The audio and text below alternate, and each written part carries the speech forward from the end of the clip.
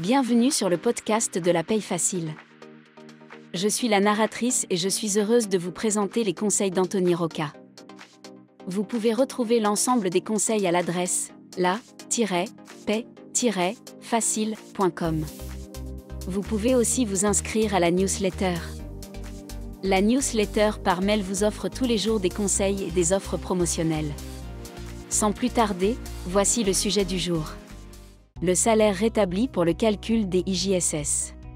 Le salaire rétabli est une information à transmettre en DSN pour calculer les IJSS lorsque le salarié est absent pour maladie ou accident de travail.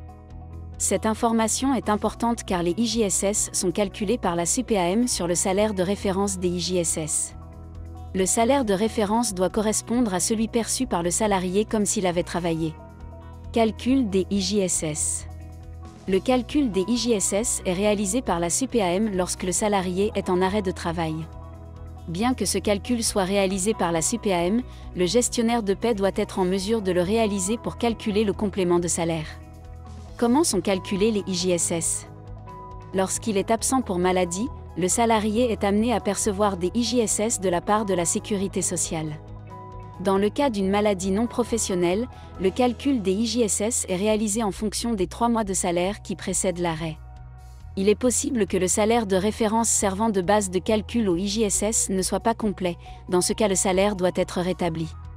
Qu'est-ce que le salaire rétabli de référence ?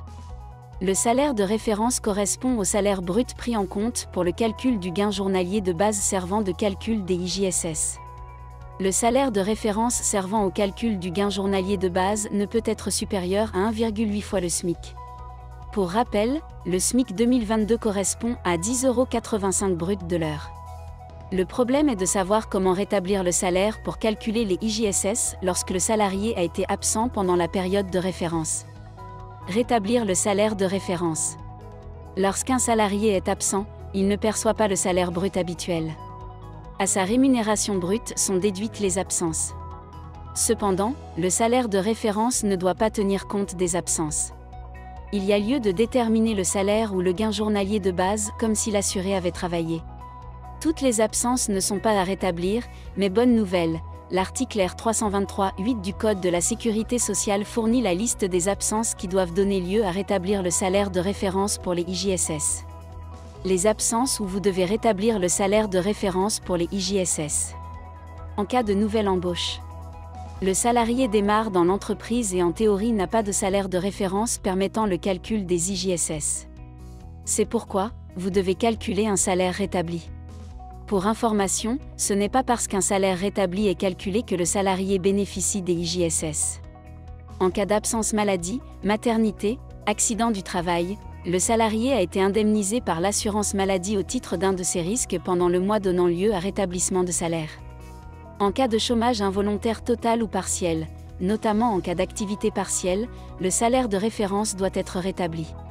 En cas de fermeture de l'établissement, par exemple dans le cas où l'entreprise ferme et que le salarié est privé de salaire.